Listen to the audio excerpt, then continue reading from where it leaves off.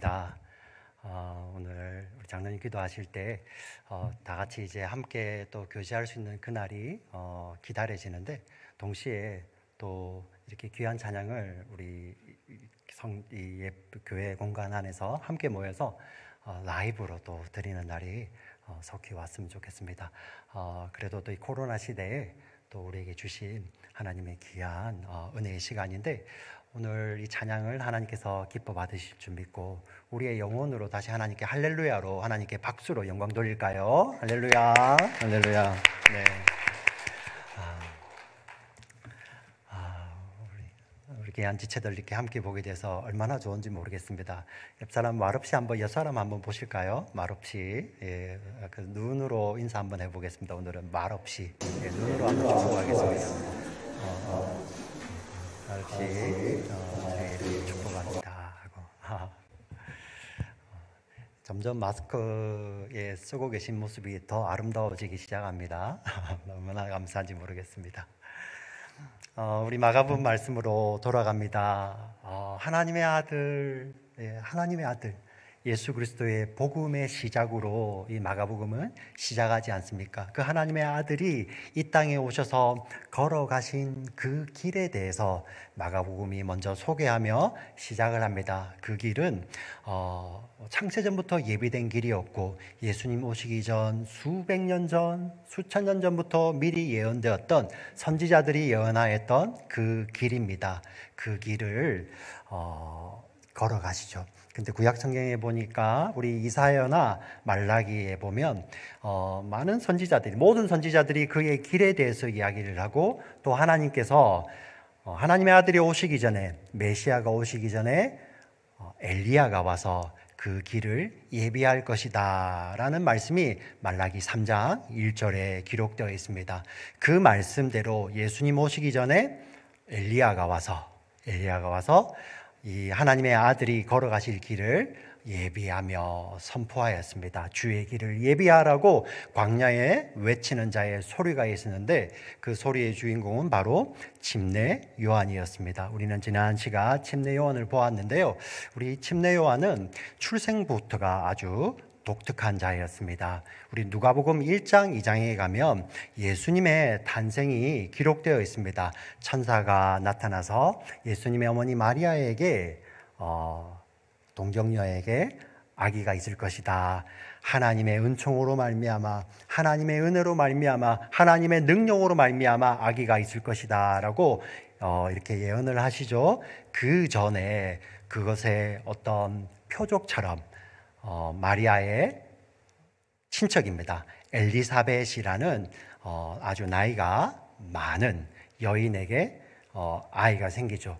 그런데 그 장면을 누가복음이 아주 자세하게 기록하고 있습니다.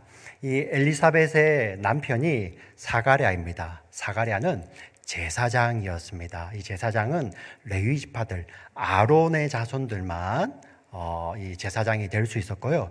그리고 예수님 당시에 그 성전에서 직무를 맡은 것은 아주 귀한 것이었습니다. 왜냐하면 제사장 수에 비해서 직무를 매년 그 사람들이 다 할 수 없었어요. 그래서 제비를 뽑는다든지 어떤 순번에 따라서 하는데, 그 당시 사람들의 생각으로는 제사장들 가운데 그의 직무를 맡은 자는 굉장히 복된 자라고 여김을 받았습니다. 이 사가랴가 성전에서 하나님의 제단에서 분향을 할 때 사람들은 밖에서 기도하고 있는 것입니다. 그런데 이 분향하던 사가랴가 나오지를 않는 거예요. 사람들이 걱정합니다. 예, 사실 구약에 그런 일들이 있었거든요. 제사장들이 이렇게 거룩하지 못한 상태로 나아갈 때 그곳에서 죽임을 당하는 경우도 있었기 때문에 이게 도대체 웬일일까 하고 걱정을 하는데, 그때 어떤 일이 있었냐면은 바로 천사 가브리엘이 그 사가랴에 나타나서 이야기를 합니다. 당신에게 아들이 있을 것입니다. 사실 이 사가랴와 엘리사벳은 아주 오랜 시간 기도를 했었는데, 그들이 이제 점점 나이가 더 많아지면서 아마 그들 마음 가운데 이제 우리에게 하나님께서 자녀를 주시지 않을까 봐요 하고 그런 마음이 있었던가 봐요. 그래서 사가랴에게 내 아내 엘리사벳이 아기를 가질 것이다, 이 말을 천사가 전하지만 사가랴가 믿질 못해요. 받아들이지 못합니다. 우리는 나이가 많습니다. 자, 그러자 이 천사가 나는 하나님이 보내신 이 가브리엘이다, 이 말씀을 전하고 분명히 아들이 있을 것이다. 그리고 그 아들이 나올 때까지 너는 말을 하지 못할 것이다, 이렇게 이야기를 합니다. 그리고 그가 제사장 직무를 마치고 나왔을 때 진짜 말을 못하는 거예요. 예. 그곳이 어디입니까? 예루살렘 성전입니다. 많은 사람들의 주목을 받는 곳이죠. 그 당시 유대 사람들에게 가장 주목을 받는 곳이 어디냐면 바로 예루살렘 성전입니다. 그 예루살렘 성전에서 이런 일이 벌어졌다면 이 일들은 많은 사람들에게 전파되죠. 예. 모든 사람이 다 아는 거예요. 너무나도 신기한 거죠. 그리고 어떤 일이 벌어집니까? 진짜 엘리사벳이 아기를 가진 거예요. 그리고 엘리사벳이 해산한 날이 되어 아기를 낳습니다. 그리고 아이의 이름을 짓는데 이 유대인들에게 어떤 이름을 짓는다는 것은 굉장한 의미가 있는 것입니다. 특별히 유대인들은 이름을 지을 때 자신들의 신앙 고백을 담아서 이름을 짓습니다. 예. 자, 그런데 이 사가랴 집안에 한 번도 없었던 이름, 요한이라는 이름을 지으려고 하죠. 왜? 이 요한이라는 이름은 하나님께서 천사 가브리엘을 통해서 주신 이름이거든요. 근데 집안 사람들이 굉장히 놀랍니다. 우리 집안에 이런 요한이라는 이름이 없다. 예. 자, 그러자 사가랴가 말을 하지 못하지 않습니까? 글로 씁니다. 이름을 요한이라고 지어야 한다고 글로 씁니다.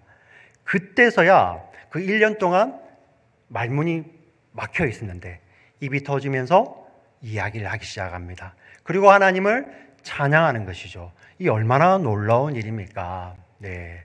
바로 이 아이의 탄생이 예사롭지 않습니다. 그래서 우리 누가복음 1장 2장에 보면 이 아이 요한의 탄생 이야기가 유다와 산골까지 다 퍼졌다는 거예요. 유대 사람들 모두가 다 압니다. 도대체 하나님께서 이 아이를 통해서 어떤 기이한 일을 하실까라는 그러한 기대감이 태어날 때부터 있었던 자가 바로 침례 요한입니다. 아니다 다를까? 그가 사역을 합니다. 네, 사역을 합니다. 그는 제사장의 아들이기 때문에 제사장이 될 수가 있었죠. 그런데 그는 예루살렘 성전이 아니라 엘리야의 복장을 하고 정말 하나님 앞에 회개를 외치는 것입니다. 그런데 수많은 사람들이 그의 외침 가운데 돌아와서 회개하고 잡아가죠. 그가 죄사하는 것이 아니라 회개의 침례는 무엇이었습니까? 우리가 죄인입니다. 하나님, 우리에게는 구원자가 필요합니다 라는 것이 바로 요한의 침례였습니다. 그 메시지가 얼마나 강력했든지 그 당시 그 지역을 다스리던 헤롯 왕가도 이 침례 요한을 두려워했을 정도입니다. 그래서 이 사람들은 이 침례 요한을 굉장히 이렇게 두렵게 보기 시작하죠. 그래서 이는 분명히 하나님께서 메시아를 보내기 전에 약속하신 말라기 3장 1절에 나오는 엘리야다. 예, 맞아요. 예수님도 그가 엘리야라고 말씀을 해주셨거든요. 근데 심지어 사람들은 그것을 뛰어넘어, 이 사람은 엘리야 수준을 뛰어넘어 우리를 구원할 메시아다, 메시아다. 이 사람들이 이렇게 요한에게 환호하기 시작합니다. 그런데 우리가 마가복음에 지난주에 봤죠. 지난주에 요한이 뭐라고 이야기합니까?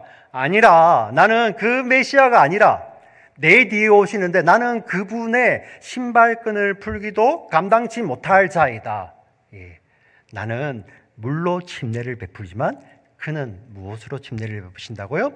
성령으로. 나는 회개의 침례를 베푸는 자이지만 그는 우리의 죄를 사하시는 메시아라. 이렇게 이 마가복음에서 이 요한이 소개하고 있습니다. 사실 이 마가복음은 그 당시에 있었던 정기 문학의 형태를 빌려와요. 예. 그래서 우리 복음 유한겔륜이라는 이것은 그 당시 로마 황제들에게 갖다 붙이는, 황제의 탄생이나 온 나라의 국군을 좌우하는 전쟁의 승리를 선포하는 것이 바로 유한겔륜이었죠. 예. 자, 사람들이 잔뜩 기대합니다. 이 침례 요한을 넘어설 진짜 메시아가 오신다는 거예요. 예. 물이 아니라 성령으로 침례를 베푸실 그분이 오신다는 거예요. 사람들은 얼마나 큰 기대를 하고 있겠습니까? 우와, 정말 우리를 이 땅 가운데서 저 로마 제국의 압제를 단숨에 무찌르실 그러한 메시아를 기다렸을 수도 있습니다. 그리고 이 온 우주 가운데, 이 온 세계 가운데 정말 하나님의 나라를 가져다 줄 그 메시아를 기다리고 있겠죠. 얼마나 기대가 컸겠습니까? 과연 그 메시아의 모습은 어떤 모습일까? 화려한 옷을 입고, 정말 우리 예루살렘에 있는 그 왕궁일까? 아니면 저 로마 황제의 그곳에서 혹시 올까? 이런 기대가 있지 않았겠습니까? 근데 마가복음에서 처음으로 예수님이 사역을 시작하시며 자신의 모습을 드러내십니다. 그것이 오늘 읽었던 본문 9절이죠. 같이 읽겠습니다. 9절 말씀을 같이 읽겠습니다. 시작.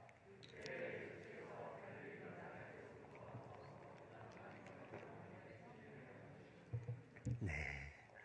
우리는 이것을 보면 그냥 마가복음 1장 9절이죠. 근데 이 당시 사람들에게는 충격입니다. 충격. 네. 예수님께서 갈릴리 나사렛에서 오셨다. 이 당시 사람들에게 그가 어느 출신인지가 굉장히 중요해요. 사실 지금이야 아주 문명이 현대화되었지만 우리 불과 수십 년 전만 해도 우리 어른들 당신이 네 어디 출신이고, 이런 말하니까 또 저의 네이티브 랭귀지 경상도 사투리가 나옵니다. 저희 고향에 가면 네 누구 아들이고. 근데 예수님 시대는 더 했어요. 그래서 여러분 사도행전이나 이런 데 보면 나는 어디 출신이다 라는 표현이 많이 나옵니다. 그 사람이 어디 출신이고 누구의 자녀인지가 굉장히 중요한 시대였습니다. 그런데 하나님의 아들이 온다고 이렇게 요한이 이렇게 인트로 이렇게 소개를 해놓았는데 그 막상 하나님의 아들이 어디서 오셨다고요? 갈릴리 나사렛. 이 당시 유대 지방에서는 이 예루살렘 유대 지역의 사람들은 선한 것이 갈릴리에 없다고 생각했던 그 시대입니다. 거의 갈릴리를 이방 땅 취급하고요. 모든 선한 것은 다윗의 자손도 다윗이 예루살렘 그 베들레헴 출신이거든요. 다윗의 왕궁 예루살렘에 있었습니다. 메시아는 분명히 예루살렘 유대 지역에서 나올 것이다. 그리고 선한 것은 다 거기에서. 그렇기 때문에 갈릴리는 거의 이방 취급하고 그냥 사람 사는 동네로 별로 안 여겼던 곳입니다. 근데 그 갈릴리에서 오셨는데 또 뒤에 붙어 있는 것이 뭐죠? 나사렛. 나사렛은 어떤 동네냐면은 갈릴리 사람들조차도 별로 동네 취급을 안 하는 데였었어요. 그래서 요한복음에 보면 예수님이 나사렛 출신이라고 하니까 나다나엘이 나사렛! 거기에서 어떻게 선한 것이 나겠느냐? 어떤 의미인지 아십니까? 네. 하나님의 아들이 그곳 출신인 거예요. 그리고 오셔서 제일 먼저 하는 것이 무엇입니까? 하시는 것이 침례 받는 것이죠. 요한이 베푸는 침례는 어떤 침례입니까? 회개의 침례. 죄인들이 받는 거잖아요. 죄인임을 고백하고 받는 거예요. 근데 그 당시 유대인들에게는 이게 굉장히 충격입니다. 왜냐하면 이 당시 종교 지도자들은요, 요한에게 나와서 침례를 안 받았습니다. 왜? 우리는 율법을 너무나도 잘 지키고 우리는 유대인으로서 율법을 잘 지키기 때문에 우리는 하나님의 아들이야. 우리는 의인이야. 그래서 침례는 우리 같은 사람이 아니라 저런 하등한 사람들에게는 침례가 필요한 거지 우리는 받을 필요가 없어. 근데 우리 사도 요한, 우리 침례 요한 같은 경우는 그들에게 막 직설적으로 독사의 자식들아 하면서 이렇게 회개를 촉구하지 않습니까? 그래도 안 받아요. 그런데 하나님의 아들이 오셔서 죄인들이 받는 침례를 받으시는 거예요. 이게 얼마나 놀라운 일입니까? 이것은 그 당시 사람들, 이 말씀을 읽는 사람들뿐만 아니라 침례를 베푸는 요한에게도 놀라운 일이었어요. 우리 마태복음 3장 14절 말씀 한번 띄워주세요. 같이 한번 읽어보겠습니다. 시작.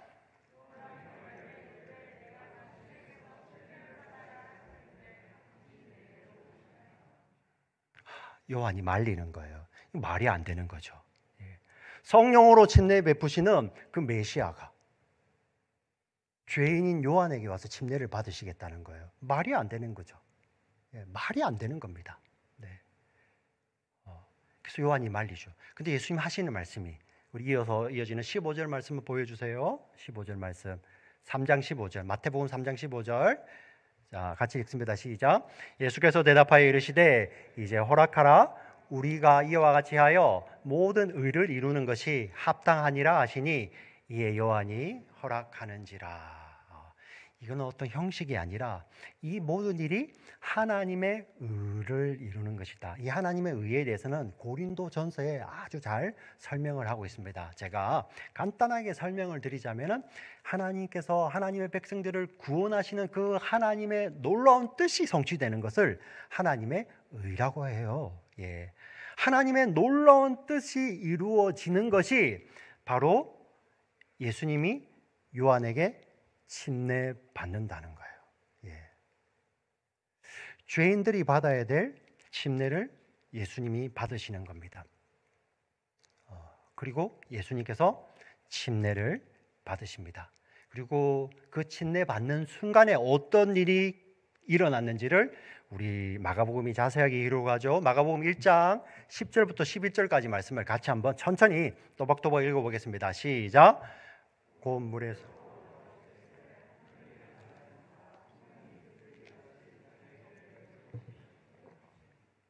하늘로부터 소리가 나기를 너는 내 사랑하는 아들이라 내가 너를 기뻐하노라 하시니라. 아멘.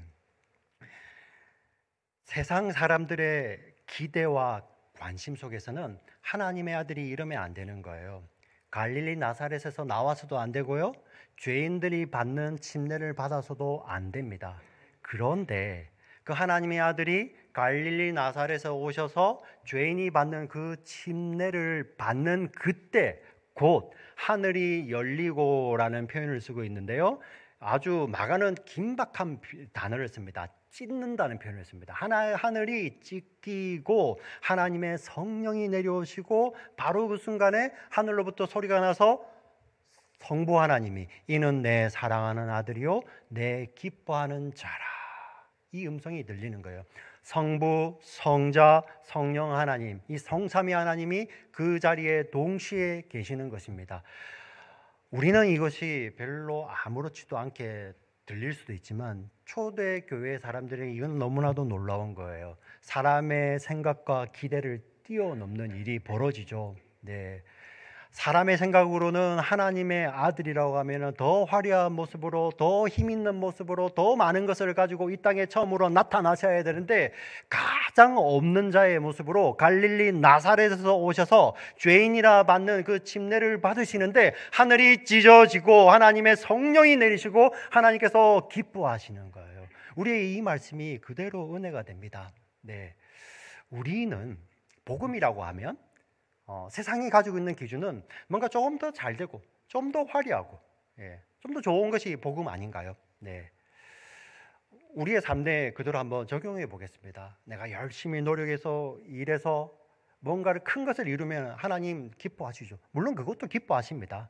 우리 학생들 지금 열심히 공부하시고 그 미래를 위해서 투자하시고 그리고 그 공부가 끝나서 어떤 잡도 받으시고 그리고 그 가운데서 뭔가를 이뤄서 그 아름다운 것으로 하나님께 영광 돌리면 하나님 영광 받으시죠. 네. 근데 성경이 말하는 것은 그 영광도 하나님이 받으시지만 하나님께서 정말 원하시, 정말 기뻐하시는 그 영광은 어디에 있냐면은 바로 그 작은 모습이에요. 네. 우리가 그 작은 모습 가운데서도 하나님의 아들 예수님과 함께하며 그 모습 가운데서 예수님이 나타날 때 하나님 영광 받으시는 것입니다. 우리가 지금 이 자리에, 이 예배당 안에, 우리 교회 안에 우리 성도님들 함께 모여서 하나님을 예배하는 이 시간, 알렐루야로 찬양드리고 우리가 한 목소리로 한 호흡으로 하나님께 찬양드리는 이 찬양과 예배도 하나님 너무나도 기쁘게 받으시죠. 동시에 우리 사랑하는 지체들이 아침에 일어나서, 우리 주말에 일찍 일어나기 너무 쉽지 않잖아요, 그죠? 요즘 같은 시대는 주말 밤이 너무 길어요. 예. 현대인의 생활이 그렇더라고요. 그래서 아침에 일찍 일어나기가 쉽지 않습니다. 그럼에도 불구하고 일어나서 눈을 씻고 얼굴을 씻고 오늘은 우리 공동체에 예배드리는 날이야 하고 아침을 깨우며 준비하여서 마음을 준비하여 나오는 그 순간도 하나님 앞에 예배의 순간이고 하나님께서 영광 받으시는 거죠. 우리 사랑하는 지체들이 공부를 우리 청년들이 많으니까 예를 드는 거예요. 네. 뒤에 좋은 직장을 가지고 또 교수님이 되시고 연구원이 되시고 어떤 좋은 성과를 낼 때 하나님 영광 받으십니다. 근데 그 일을 위해서 준비하고 계시는 지금 아무도 알아주지 않는 그 자리에서 지금 그곳에서 주님과 함께 주의 이름으로 묵묵히 공부하고 있는 그 순간도 하나님 영광 받으시는 자리예요. 오늘 우리 회원자매가 찬양하는데 너무나도 아름답지 않습니까? 근데 그 찬양이 한순간에 이루어집니까? 예.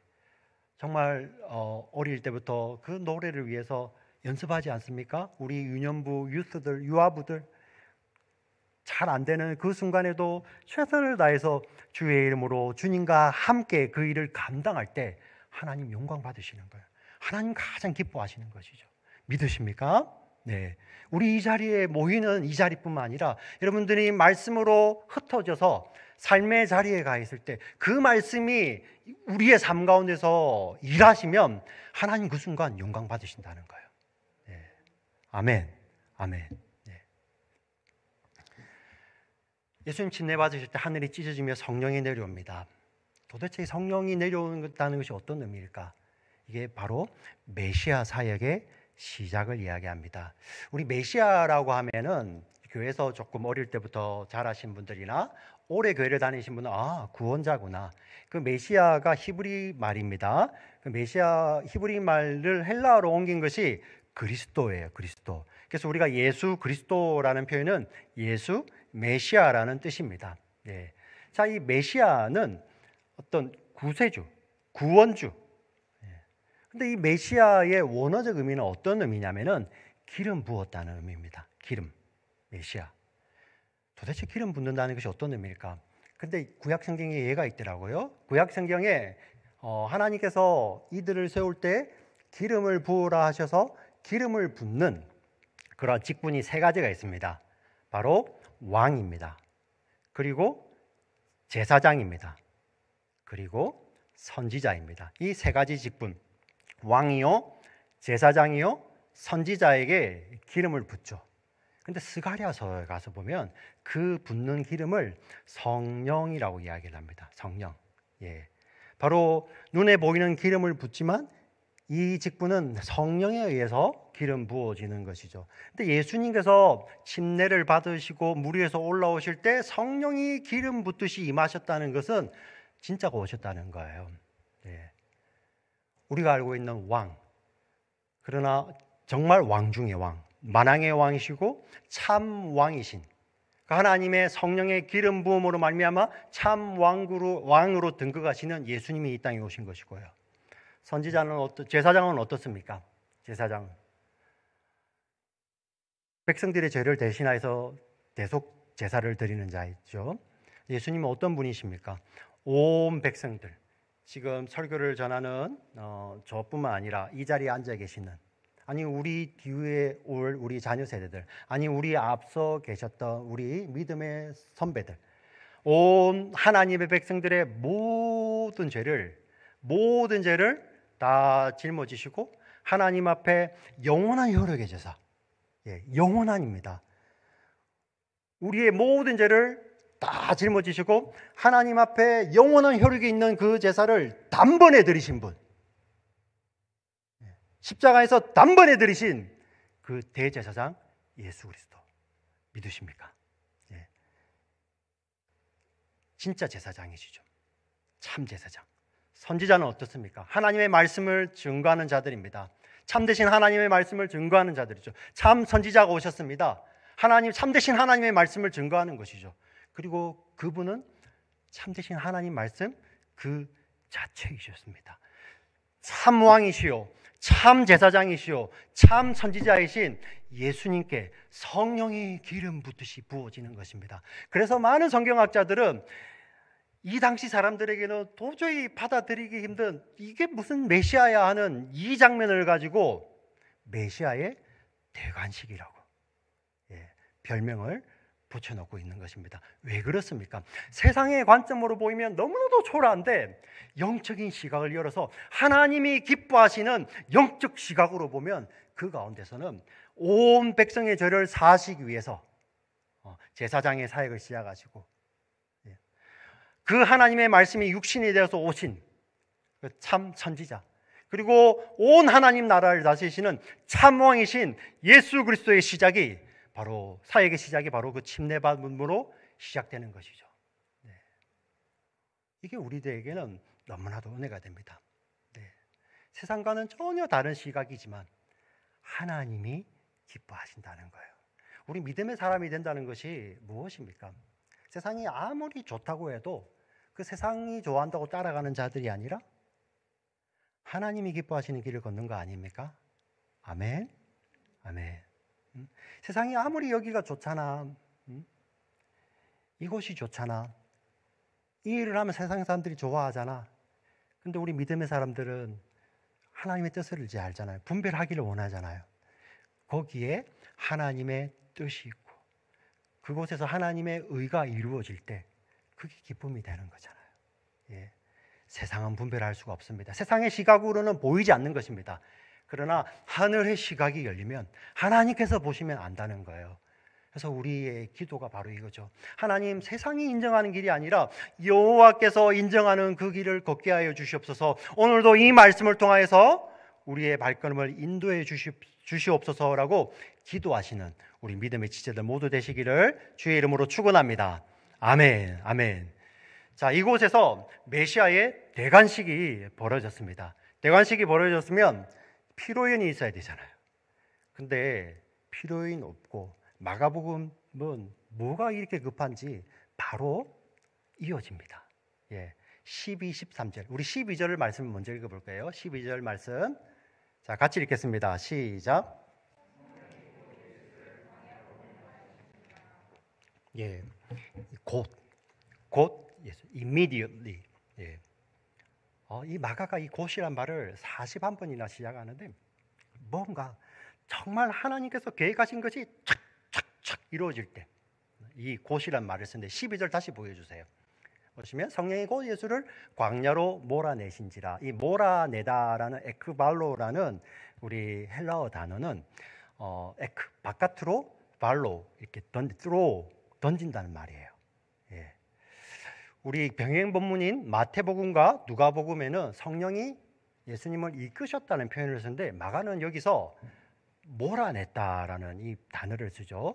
근데 마가가 이 에크발로를 또 11번을 더 쓰는데 마가복음을 다 찾아보면 언제 쓰냐면 마가복음에 예수님께서 귀신을 쫓아내실 때 이 단어를 써요. 예. 귀신을 쫓아내실 때 쓰셨던 이 단어를 지금 성령이 광야로 예수님을 몰아내셨다고 표현하는 거예요. 이 의미는 성령께서 예수님에게 함부로 하셨다는 그 말이 아니라 여기 곧이라는 말과 함께 결합이 되어서 자, 메시아로서 대관하셔서 메시아로 기름 부어지셨는데 그 사역의 가장 핵심적인 사역 아닐까요? 네, 사역. 물론 십자가로 드러나게 되지만 성령께서 그곳에 두시는 거예요. 그곳이 어디냐면은 바로 광야입니다. 광야. 그리고 그 광야에서 예수님께서 어떤 일을 하시는지 우리 13절 말씀을 다 같이 읽겠습니다. 시작. 광야에서 40일을 계시면서 사탄에게 시험을 받으시며 들짐승과 함께 계시니 천사들이 수종 들더라. 자, 여기에는 구약에 나타났던 정말 중요한 우리 내러티브가 두 가지가 여기에 함축이 되어 있습니다. 가까이는 우리 유대인들이 이스라엘 백성들이 홍해를 건넌 후에 어떤 일을 하죠? 40년 동안 광야에서 시험 받죠. 예, 광야에서 연단받지 않습니까? 그 홍해 건너는 것을 우리 고린도전서 10장에서는 사도 바울은 그것을 침례에 비유합니다. 자, 여기 있는 거예요. 가까이. 또 한 가지는 무엇이냐면은 바로 창세기 3장에 있는 에덴에서 아담이 시험 받죠. 예. 그 모티브가 여기에 두 가지가 다 포함이 되어 있는 것입니다. 네. 자, 에덴으로 한번 가볼까요? 하나님께서 아담을 하나님의 형상으로 지으셨죠. 사실 하나님의 형상으로 지었다라는 그 표현은 그가 내 아들이라는 의미도 가지고 있는 것입니다. 그런데 그 아담은 피조물이잖아요. 네. 자, 그 아담이 우리 시험 받을 때 에덴 동산은 어떤 곳입니까? 아무것도 부족함이 없는 곳이었죠. 특별히 에덴 동산에서 아담이 지음을 받고 거기에 기록되어 있는 것이 하나님께서 들짐승들을 이 아담에게 이끌고 오세요. 그리고 아담이 어떻게 하죠? 이름을 짓죠. 들 짐승들을 이끌어오자 아담이 그들의 이름을 짓습니다. 히브리식 사고에서 이름을 짓는다는 것은 그것을 다 안다는 거예요. 예, 야다. 잘 알고 있다는 것이죠. 그 아담이 들 짐승과 그곳에서 교제할 수 있는 존재죠. 아마 그때는 말이 통했을 수도 있습니다. 네. 자, 에덴이라는 것은 아무것도 부족함이 없는, 모든 것이 완벽하고 모든 것이 화평을 이루는 곳이었죠. 하나님께서 아담에게 무엇만 하지 말라고 하셨습니까? 선악을 알게 하게 하는 그 나무의 열매만 먹지 말라. 그건 무엇이었습니까? 하나님께서 아담에게 족쇄를 치우시는 것이 아니라 창조주와 피조물의 단 한 가지 차이죠. 그 말씀에 순종함으로 말미암아 아담은 그 순종을 통해서 하나님을 사랑하는 거예요. 그런데 그때 유혹이 무엇이었습니까? 뱀의 유혹, 사탄의 유혹이 네가 하나님처럼 되라. 하나님처럼 되라. 근데 그 유혹에 아담이 넘어가게 됩니다. 그 일로 어떤 일이 찾아옵니까? 죄가 들어오게 되죠. 그리고 아담은 그 에덴 동산을 잃어버리게 됩니다. 자, 우리 마가복음 1장 13절에 보시면 사탄에게 시험을 받으시며 들짐승과 함께 계시니 천사들이 수종 돌더라. 이게 도대체 어떤 의미로 이것을 기록해 놓았을까? 그런데 그 에덴의 모티브로 이것을 봐야지 보이는 겁니다. 들짐승과 함께 계시니 천사들이 수종 돌더라. 당연히 하나님의 아들이니까 천사들이 수종 드는 것이고 하나님의 아들은 그렇게 천사들의 그걸 받는 자이지. 그런 의미가 아니에요. 뛰어넘는 의미가 있죠. 어떤 의미냐면은 아담이 그곳에서 실패함으로 말미암아 죄가 들어오고요. 그곳에서 에덴은 평화가 깨어지죠. 그리고 아담은 쫓겨납니다. 하나님께서 내보내시고 어떤 일이 벌어집니까? 그 아담이 죄 있는 자가 다시 생명나무에게 다가오지 못하도록 천사들이 거기를 지킵니다. 우리 창세기 3장 24절 같이 가보겠습니다. 창세기 3장 24절 제가 읽어드릴게요. 이같이 하나님이 그 사람을 쫓아내시고 에덴 동산 동쪽의 그룹들과 천사들입니다. 두루 도는 불칼을 두어 생명나무의 길을 지키게 하시니라. 어떤 의미일까요? 여기 나오는 천사들은 이제 사람이 쫓겨나고 그 사람이 다시 들어오지 못하도록 그곳을 지키는 자의 역할입니다. 그런데 이제 예수님께서 시험을 받으셨는데 우리가 마가복음에는 그 시험의 내용이 있지 않지만 마태복음과 누가복음의 도움을 빌리자면 그곳에서 예수님도 똑같이 아담이 당했던 시험을 받죠. 근데 그 내용이 당신이 정말 하나님의 아들 아니십니까? 당신이 능력을 발휘하여서 이 일을 하세요. 당신은 하나님의 아들이시잖아요. 근데 예수님 진짜 하나님의 아들이시잖아요. 근데 그분이 하나님의 능력을 발휘하지 않으십니다. 하나님의 말씀으로 이겨내시죠. 그 일이 왜 중요하냐면 그분이 그곳에서 그 시험을 인간 완전한 100% 인간으로 오셨잖아요. 성육신 하셨잖아요. 만약에 그분이 자신을 위해서 그 능력을 발휘하셨다면 그분은 우리를 대표하실 수가 없는 거예요. 대속하실 수가 없는 거예요. 그래서 그분이 그 40일 동안 줄이시면서도 당신이 하나님의 아들이니까 누가 뭐라고 하겠습니까? 이 돌을 떡으로 만들어서 드신다고 해도 세상 누가 뭐라고 하겠습니까? 당신은 창조주시잖아요. 이렇게 시험하는데도 예수님은 돌을 떡으로 만들어 드시지 아니하시고 하나님의 말씀으로 물리치시죠.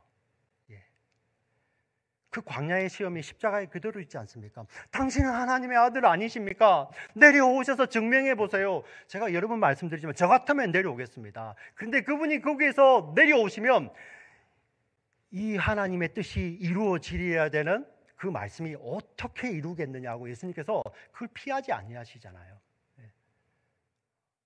똑같은 겁니다.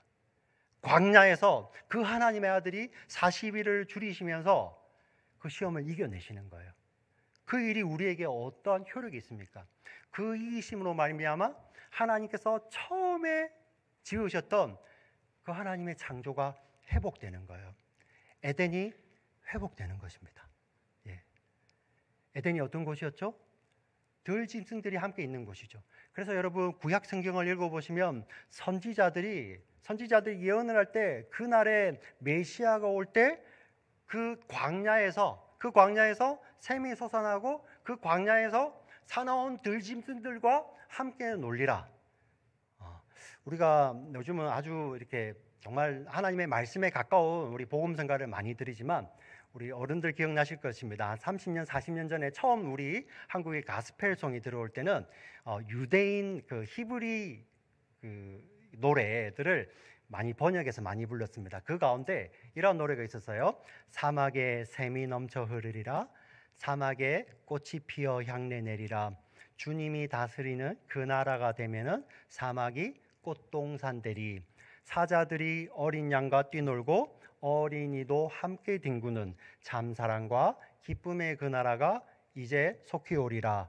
독사굴에 어린이가 손 놓고 장난쳐도 물지 않는 참사랑과 기쁨의 그 나라가 이제 속히 오리라. 이 노래가 뭐냐면 바로 메시아를 기다리는 거예요. 네.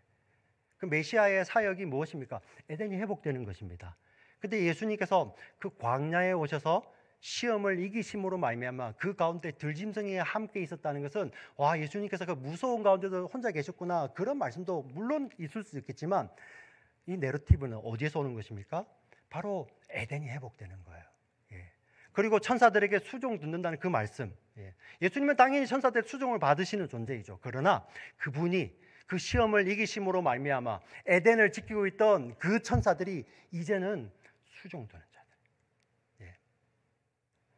여기에 무엇이 담겨 있습니까? 네. 이제 에덴은 어떤 곳이냐면은 장소로 구별되는 곳이 아니라 그곳에 예수님이 계시냐 아니냐로 구별이 되는 것입니다. 믿으십니까? 네. 우리의 개념은 아무 근심이 없고, 우리는 이 천국 에덴하면, 새 에덴하면 그냥 아무 일도 안 하고 릴렉스하고 바캉스를 생각하잖아요. 예. 그게 그 아메리칸 드림 아닙니까? 네. 아메리칸 드림. 이게 우리 교회 안에도 복음으로 들어왔어요. 네. 요즘 사람들이 교회를 잘 안 나오죠. 왜 그런지 아십니까? 물론 우리 예수 믿는 자들이 뭐 잘못해서 그럴 수도 있어요. 근데 그 껍질을 까놓고 들어가 보면 이제 교회 안 나와도 그 드림 스스로 이룰 수 있거든요. 네.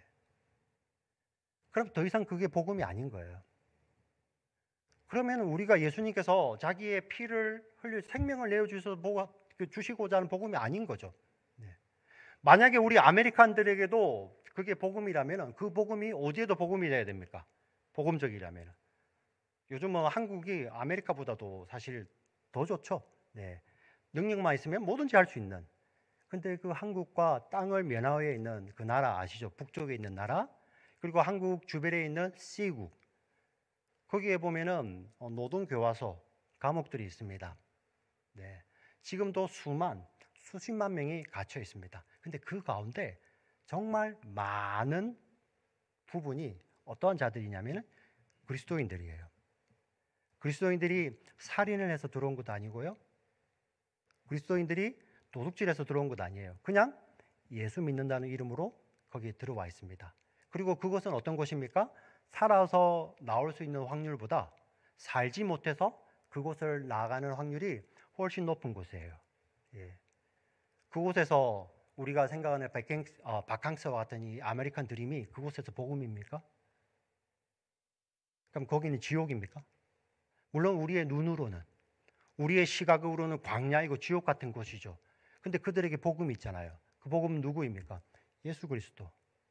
예. 만약에 그 예수 그리스도가 복음이 아니라면 그곳에서 예수를 부인하고 나와야죠. 나 예수 몰라요. 예. 예수 내게 전해줬던 사람 제가 다 알아요. 그 사람 잡아가시고 우리는 봐주세요. 이렇게 나와야 되지 않습니까? 근데 여전히 그들에게는 복음이더라는 거예요.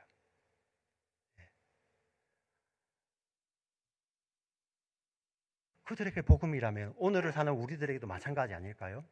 네. 아메리카에서 이렇게 자유를 누리며 이렇게 사는 것도 하나님의 은총이죠.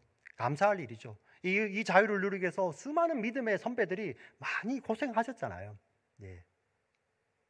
자, 그런데 만약에 우리 그 N국, C국 같은 곳에서도 그곳에서도 복음이라면은 지금 오늘 이렇게 자유로운 우리도 있지만은 몸이 아파서 정말 우리가 예기치 못하는 사고를 겪든지 또 어떤 분은 평생 병원에 누워 계시면서 주님 만나는 분들도 계시잖아요. 근데 거기는 어떻습니까? 거기는 광야입니까? 아니면 에덴입니까? 세상의 시각으로는 정말 피하고 싶은 광야죠. 근데 주님이 함께 하시면 그곳은 어디입니까? 에덴이죠.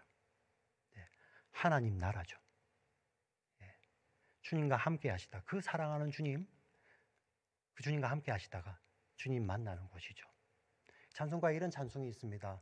높은 산이 거친 들이 초막이나 궁궐이나 내 주 예수 모신 곳이 그 어디나 하늘나라 할렐루야 찬양하세 내 모든 죄 사함받고 주 예수와 동행하니 그 어디나 하늘나라.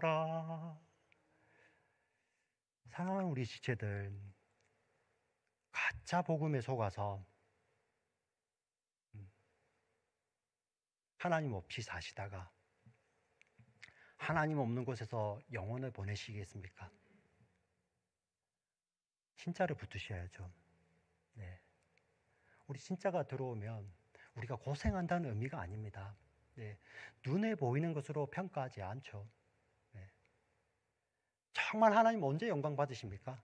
우리가 많이 이루어서 아름다운 거 하나님께 드릴 때 하나님 그것도 기뻐하시고 영광 받으시죠. 근데 하나님 영광 받으시는 것은 그 먼 훗날 어떤 특정한 곳에서가 아니라 지금 이 자리, 여러분들 삶에 정말 지쳐있고 우리 일상이 왜 힘듭니까? 너무 길잖아요. 점점 더 길어지잖아요. 근데 그곳에서 우리가 주님과 함께하며 주님이 나와 함께 하시며 주님이 나를 붙들고 계실 때 그것이 하나님 나라죠. 그래서 주여 우리를 불쌍히 여겨 주시옵소서. 주여 오시옵소서. 우리가 오늘 복음으로 눈을 떴으면 좋겠습니다. 이 자리에서부터 또 많은 것을 이루어서 그 이룬 것을 영광을 돌리는 그 자리까지 어느 자리에 있든지 우리가 하나님께 영광 돌리며 하나님이 기뻐하시는 삶을 살며 우리가 맡겨진 우리의 삶에 하나님께서 자로 재워주신 그 자리 가운데서 주님과 동행함으로 말미암아 에덴이 회복됨, 그 깨어진 관계가 회복되어지고 천사들이 수종드는 하나님의 아들로서 이 험한 세상을 당당히 살아내시며 승리하시는 우리 사랑하는 지체 모두 되시기를 주의 이름으로 간절히 축원합니다. 아멘. 살아서 역사하시는 하나님 아버지 감사합니다. 하나님, 우리가 읽고 있는 이 마가복음 말씀이 고대 로마 제국의 그 미치광이 헤롯, 자기 어머니마저도 죽여버렸던 그 헤롯이 그냥 예수 믿는다는 그 이름만으로 그들을 붙잡아다가 찢어 죽이고 불에 태워 죽이고 십자가에 매달아 죽이고 부모가 보는 데서 자녀들에게 피 묻은 짐승들의 가죽을 입혀서 며칠 굶은 그 사냥개 앞에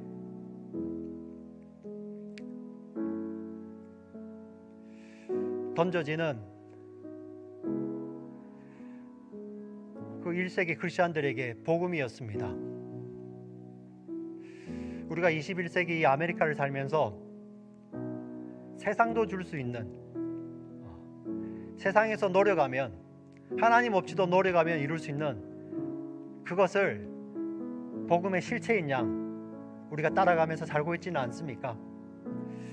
하나님, 우리의 눈이 열리길 원합니다.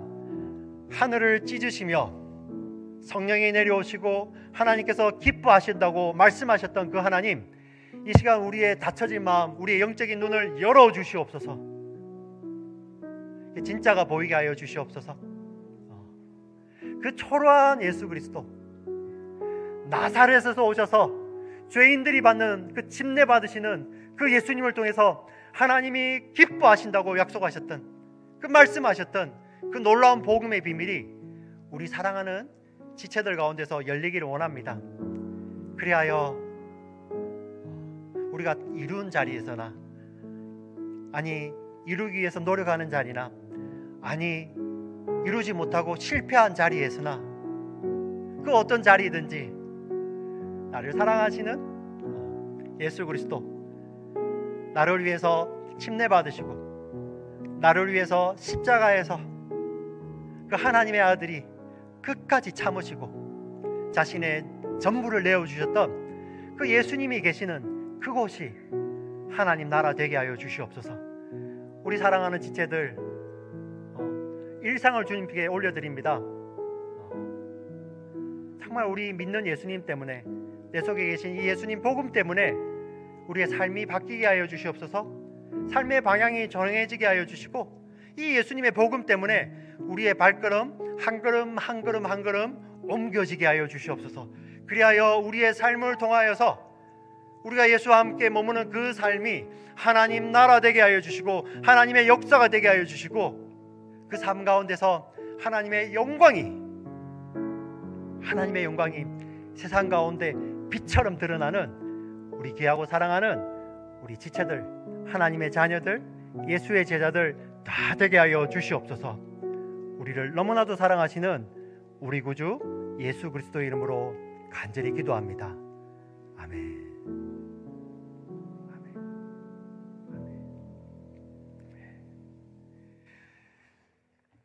말씀을 생각하시면서